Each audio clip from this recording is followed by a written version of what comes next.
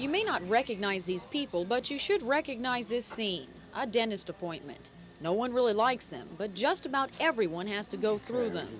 Dental disease is the most widespread disease in the nation. Because of that, it's important that we see our dentist twice a year. During those examinations, x-rays will have to be taken, and in most cases, they're necessary. But are they dangerous? Dental experts say no. The amount of radiation a patient is exposed to during a dental x-ray is less than half of that in a hospital or doctor's office. There are also precautions, such as the lead apron, that cut down the exposure even more by stopping or collecting any scattered radiation. Let's open wide. I'll place this alongside, and if you'll just put your index finger in there and hold it for me, please. All right, that's good.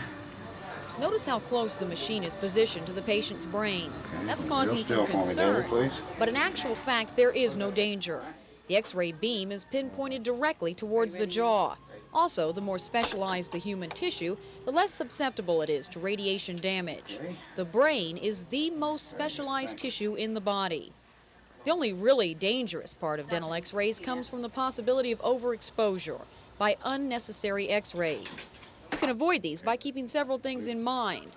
Number one, when was the last time you visited the dentist and were x-rays taken? Secondly, how susceptible are your teeth to disease? And third, each type of x-ray requires a certain waiting period before it should be done again. For a bite wing x-ray, it's once every 6 months, or if possible, once a year.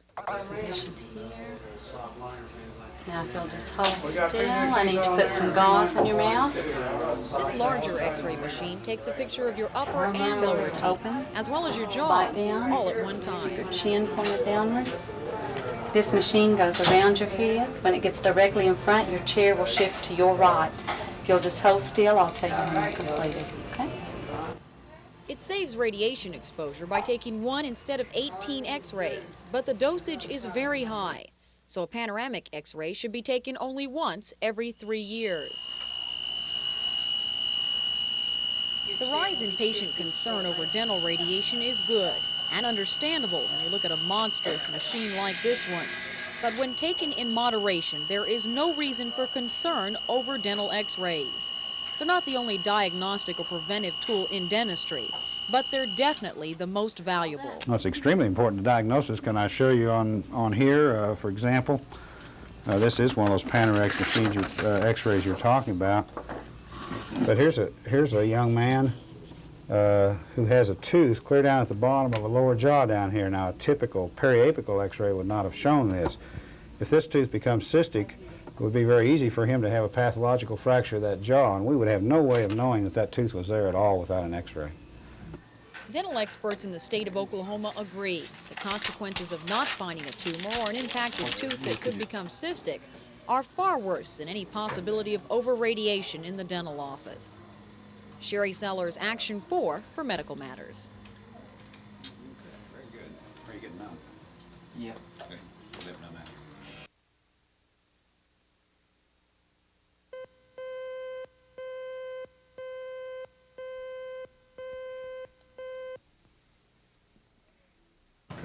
Hello, Jeannie. Hi. How are you? Terrific. When an obstetrician meets with his patient, he checks for many things: the health of the mother, the growth of the baby, and most importantly, anything that could complicate the pregnancy. This list can vary from activities to diet to family history.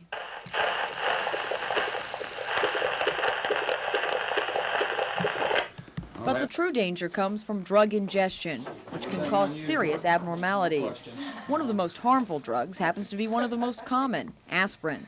Doctors warn women not to take it during pregnancy. At the time of delivery, she is more likely to have a significant amount of bleeding when she has the baby and be more anemic than somebody else who does not take the aspirin. The baby is more likely to have some bruising in its scalp or on its body, or free bleeding from some cuts such as a circumcision. If it's a premature baby, there's a danger that the baby may have some bleeding into its brain as a result of its inability to make a blood clot. So what should be taken for these aches and pains? Well, doctors would prefer nothing be used, but if the pain is simply unbearable, they recommend acetaminophen, the predominant substance in Tylenol. Now, if you feel uncomfortable using this product, there are many generic brands available. Just ask your pharmacist for acetaminophen. Pregnant women shouldn't be alarmed by this new report. Doctors have known for years that aspirin interferes with the body's ability to make blood clots, thus the excessive bleeding. Most physicians tell their patients not to use aspirin as soon as it's known they're pregnant. If by chance you didn't know and took the painkillers, stop using them immediately and contact your doctor. Together, you have a much better chance of having a healthy, beautiful baby. Sherry Sellers, Action 4 for Medical Matters.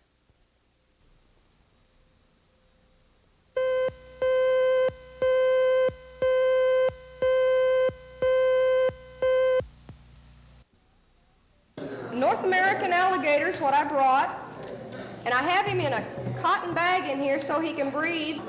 Now he's very wiggly, so I bring his nose out first, and out we come, and there he is.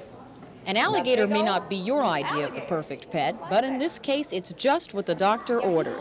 An animal that nursing home residents can touch, maybe love, but above all, be involved with for a few hours. The results can be seen immediately. Even the most docile patient comes to life at the sense of being close to a living creature. Society has turned its back on many of these aged. For them, being involved with an animal is a step towards being involved with people and life. That's true. In recent years, studies have been done that prove pets can be man's best medicine.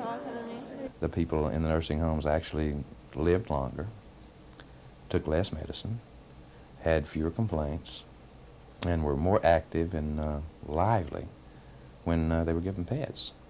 Oh, there you go, Princess.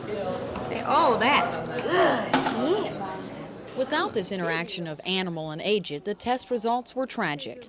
The people actually died faster, had less reason for living, and seemed to just gradually drift away. It's obvious, having a pet is the next best thing to having a relative or friend to be with. Marty Reynolds takes animals to nursing homes regularly. There's no doubt in her mind that the studies are right. It brings a little joy to them. I think they remember perhaps past animals that they've had, and that can always bring back happy memories. I think people and animals are good for one another. If you have something to care for, perhaps you'll take better care of yourself, and you might share your love with the rest of the world, and that helps a bunch. Psychiatrist Hal Chandler actually prescribes pets to his patients who suffer from loneliness. He feels they're especially helpful with the problems facing senior citizens. Really, it's our involvement with people that keeps us alive and well and healthy. But the way society is nowadays, it's not as easy to be involved with people over extended periods of time, and relationships are sometimes fleeting. And animals and pets are a way to be involved with life itself in a safer way. I think as a second choice, but a very good second choice. Sherry Sellers, Action 4 for Medical Matters.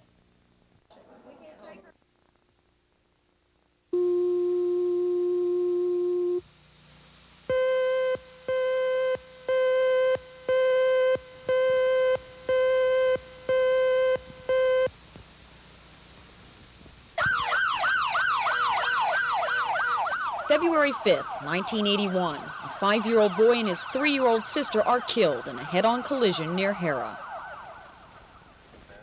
July 7th, 1982, a 2-year-old boy is killed instantly when the car in which he was riding slammed into a utility pole. Car accidents are the #1 killer and crippler of America's children. This year, between 600 and 800 kids will lose their lives. Between 60,000 and 80,000 will be seriously injured. Only 5 states have a worse record than Oklahoma in this death count. Every year, more than 20 children are killed. More than 700 are injured on our state's roads and highways. Tragically, tests show that 96% of these deaths and injuries could have been prevented if a child car seat had been used.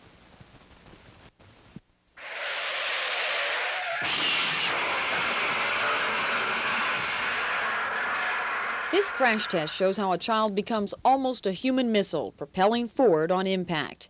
The fragile body doesn't stand a chance. It's easily thrown into the car's dashboard or through the front windshield. If only the parent had thought to place a child in a safety seat, he would have been protected. Ordinarily, a mother's arms are a safe place for a child, but not in a car. The force of a crash is such that at 30 miles an hour, you experience about 30 times gravity. And that means that an unrestrained mother weighing 100 pounds will crush the infant into the dashboard or the windshield with a force of 3,000 pounds. If the mother is restrained and holding the baby still weighs 30 times normal, which means that a 15-pound baby will weigh 450 pounds. And so the infant will fly loose with that force into the dashboard or through the windshield. These children are lucky. Their mother cares enough to see to it that both are buckled in, even for the shortest trip to the corner. Her two have been riding in car safety seats since the first ride home from the hospital. Thanks to her persistence, they've survived the daily close calls. Just last week I was traveling behind someone that didn't have their brake lights working. And I just barely missed this person, and you know, it scared me to death, and the kids were just fine. And you know, they could have been thrown, maybe had some injury from something just as small as that. Not all parents are as concerned as Vicki. For that reason, doctors across the nation are stepping in. These young children really can't speak out for themselves at all. If parents make bad decisions, there's no one to protect the child. And when we're talking about the very small child, somebody needs to be a spokesman, and I think that logically falls upon the pediatricians.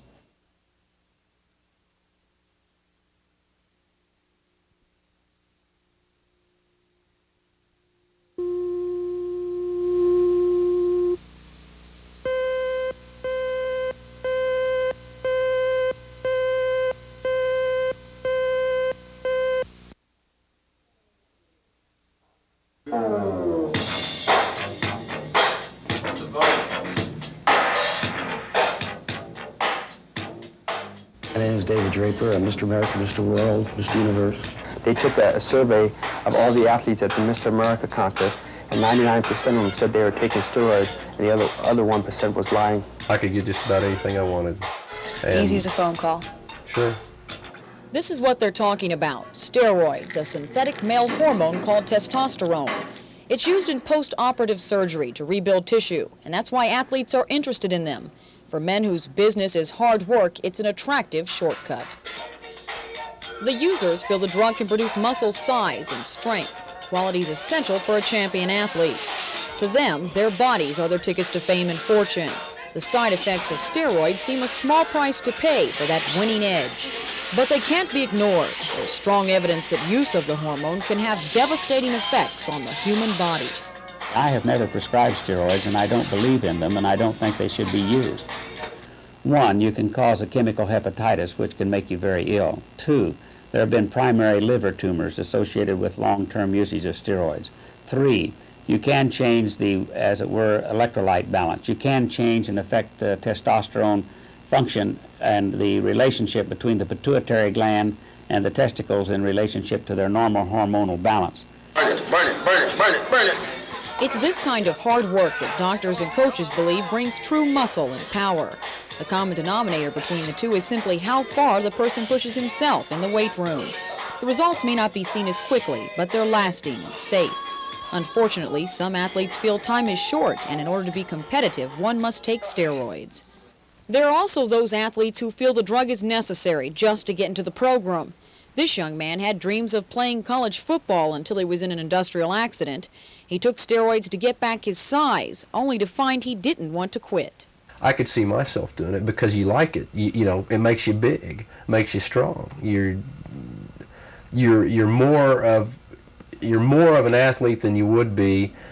I can't say more of an athlete. You're a bigger, stronger person than you were. I mean, it gives you something that you wouldn't have without them. The whole business of steroids is something Bert Jacobson takes personally as a strength coach for the Oklahoma State football team. If the coach is not just more than the coach, they don't have anyone to talk to.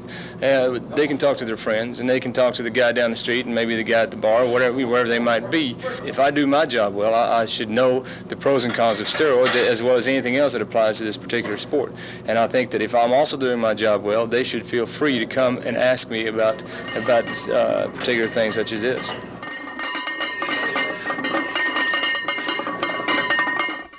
Could it it be that the success stories of steroids are simply psychosomatic reactions?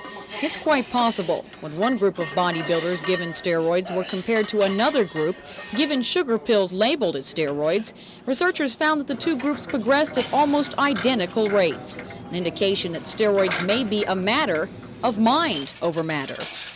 Sherry Sellers, Action 4 for Medical Matters.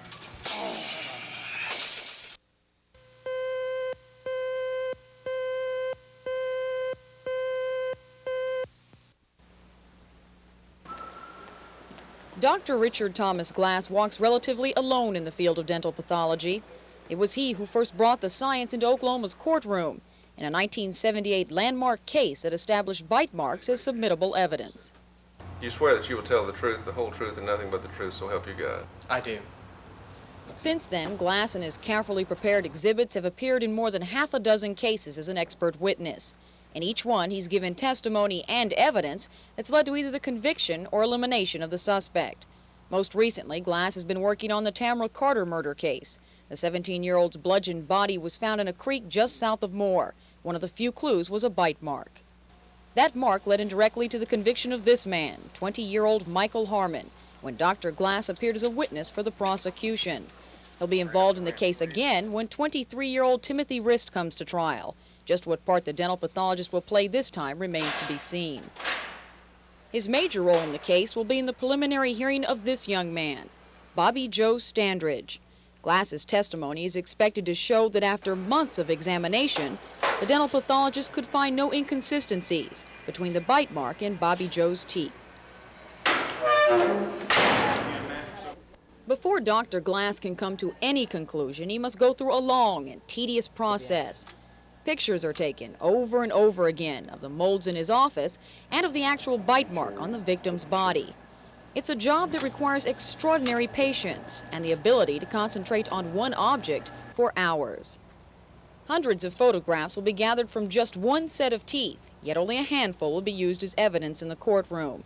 Glass may spend days, weeks, or months studying the photos for characteristic markings that match the bite wound.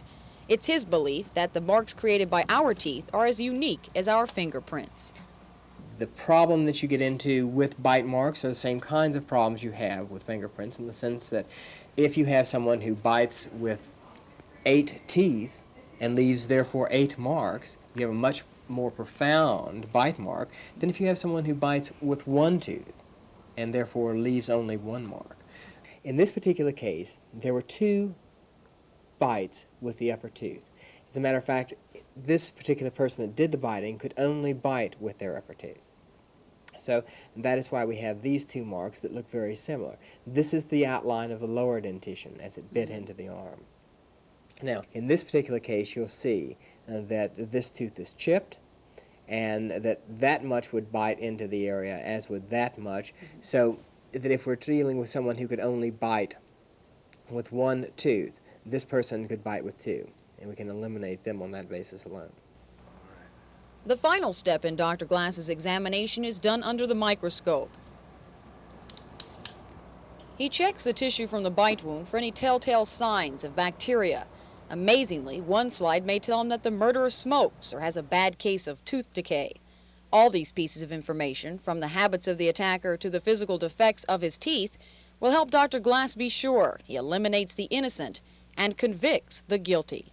No one wants to convict someone who is innocent, and that's why we spend all the time. That's why we keep advancing the knowledge in this area. It's because we want to be certain as we possibly can be. I don't ever look forward to saying that this is the person. Sherry Sellers, Action 4 for Medical Matters.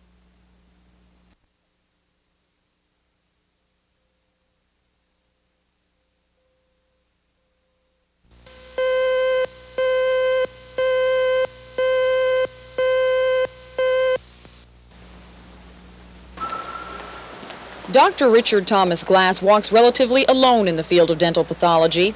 It was he who first brought the science into Oklahoma's courtroom in a 1978 landmark case that established bite marks as submittable evidence.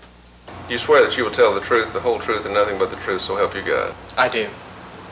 Since then, Glass and his carefully prepared exhibits have appeared in more than half a dozen cases as an expert witness. In each one, he's given testimony and evidence that's led to either the conviction or elimination of the suspect. Most recently, Glass has been working on the Tamara Carter murder case. The 17-year-old's bludgeoned body was found in a creek just south of Moore. One of the few clues was a bite mark. That mark led indirectly to the conviction of this man, 20-year-old Michael Harmon, when Dr. Glass appeared as a witness for the prosecution. He'll be involved in the case again when 23-year-old Timothy Rist comes to trial. Just what part the dental pathologist will play this time remains to be seen. His major role in the case will be in the preliminary hearing of this young man, Bobby Joe Standridge. Glass's testimony is expected to show that after months of examination, the dental pathologist could find no inconsistencies between the bite mark in Bobby Joe's teeth. Before Dr. Glass can come to any conclusion, he must go through a long and tedious process. Pictures are taken over and over again of the molds in his office and of the actual bite mark on the victim's body. It's a job that requires extraordinary patience and the ability to concentrate on one object for hours. Hundreds of photographs will be gathered from just one set of teeth, yet only a handful will be used as evidence in the courtroom.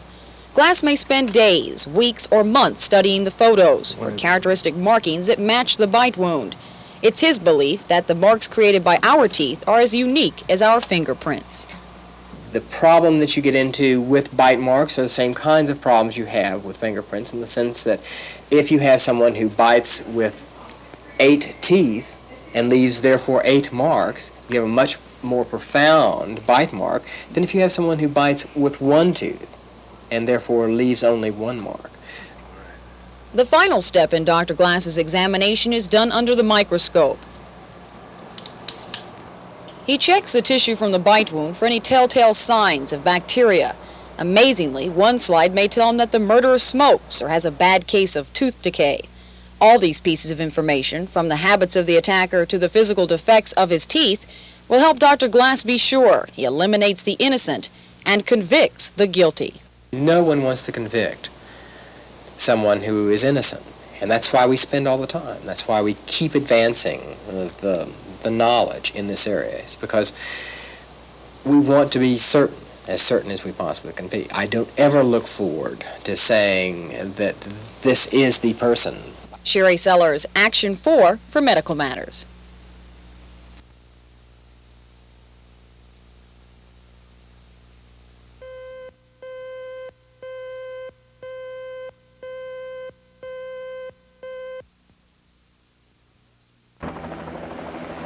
Americans watched on in horror as live news reports of the tragic Air Florida crash broke into their homes.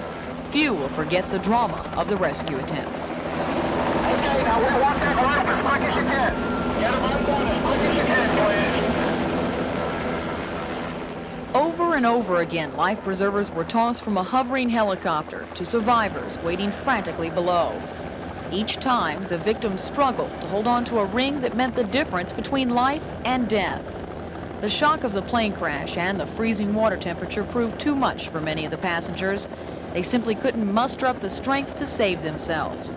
If they were to survive, it would have to be because of someone else. Millions of viewers were touched by this now famous gallant rescue, but only one person was moved enough to take action.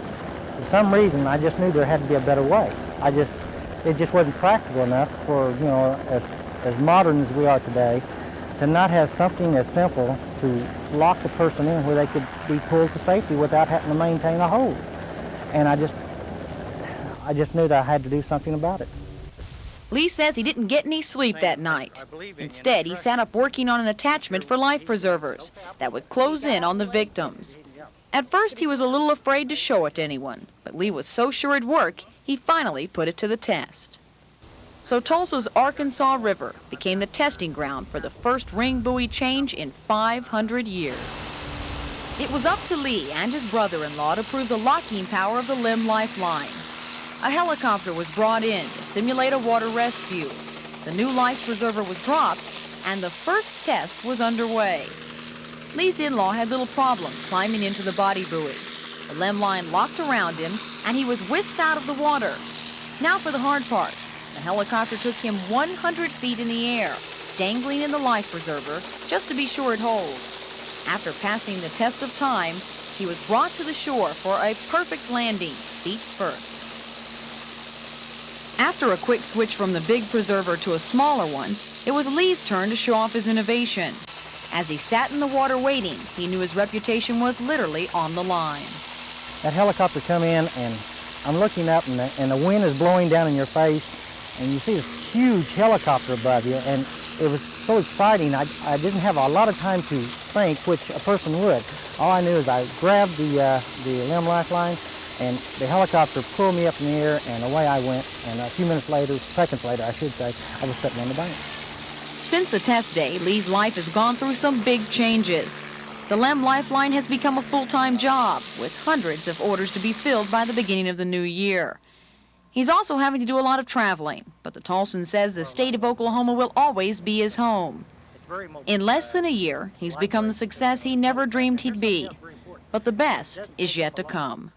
It was designed because of one situation, to save lives. And if I don't make a dime out of it, as long as it'll save the lives that it's intended to do, I think that'll be the greatest day, almost the greatest day of my life. I'm sure of it. That's the big factor, is to know it will do what I designed it to do.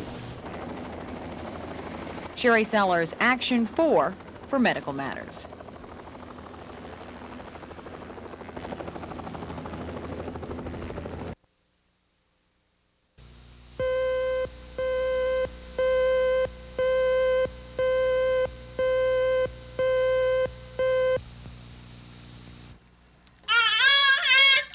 Night has fallen at the May house, which means it's little Kyle's favorite time of the day, bath time.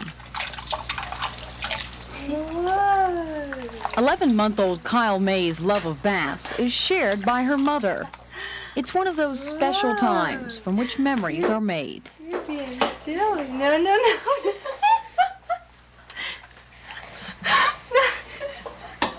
Where you go? These are precious moments, made even more special by the fact that Kyle was born a sick child. She came 2.5 months early, weighing just over 2 pounds. The doctors weren't sure she'd survive. I didn't have the opportunity, like most mothers, to bond with her right from the very beginning. From the very beginning, she was in an incubator, and I could only touch her, and I couldn't hold her, and I couldn't feed her. So I was really concerned with her, knowing that somebody was there for her, other than just the doctors and nurses, and knowing that she wasn't always going to be alone, you know. So I would always reach into the incubator, and I'd pat her, and I'd talk to her, and I'd sing to her, and of course we were both scared to death. I was afraid she was going to die, and at first it looked very much like she might, and it would be very difficult for me to get involved with a child that I'm not sure is going to make it, my child. Somehow, Jim and Jackie made it through 2 months of constant worry. Finally, their prayers were answered and they could bring their baby home. But there was still a problem. Doctors at the neonatal center were afraid Kyle's prematurity might make her a candidate for sudden infant death syndrome. The link would be apnea, which simply means the baby stops breathing. Tests proved that little Kyle had such spells during her sleep. So the center's director recommended the Mays get a home monitor to be used at night. Well, Sherry, I think the monitor is most like a smoke alarm. It doesn't say where the fire is, but it alerts the parents to the fact that something is going on. It tells the parents to come to the baby's bedside to check on the baby. Most of the time the baby is doing well, and it may be that the noise from the alarm itself gets the baby to breathe again or gets the heart rate back up. Okie dokie. How you doing? For 6.5 months, Jim and Jackie have gone through a nightly ritual of hooking Kyle up to the sleep monitor. You ready to put your belt on? This week she'll be taken off. Come here. Some doctors feel babies should never use it. Their reason? There's no way to prove it works because there's no known cause of sudden infant death syndrome. Thank you. Thank you. White goes on the white side like that. You can't convince the Mays it's not worthwhile. Like that. Left arm, right arm. And we're ready to go, aren't we? We're ready to go, aren't we? One of those nights that it went off could have been the real thing, you know. Maybe it wasn't ever, maybe it was always a false alarm, but we'll never know. The idea is to keep the children alive by whatever means it takes. And if we had to deal with this or suffer through it, that's something that we did, and I have no qualms about doing it again. Ready to go to bed? Come on, kiss. Mary Kyle Mays is now a normal, healthy, beautiful baby. This Christmas, her mother and father will give thanks for that, and for the apnea sleep monitor. Sherry Sellers, Action 4 for Medical Matters.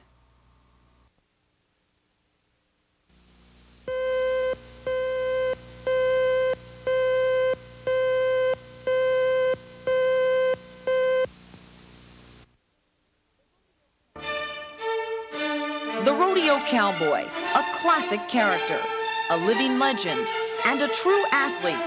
Their mental conditioning is second to none. Their pain tolerance soars higher than the wildest broth. Their physical ability speaks for itself. This is the dressing room for the champion cowboys who compete in the National Finals Rodeo.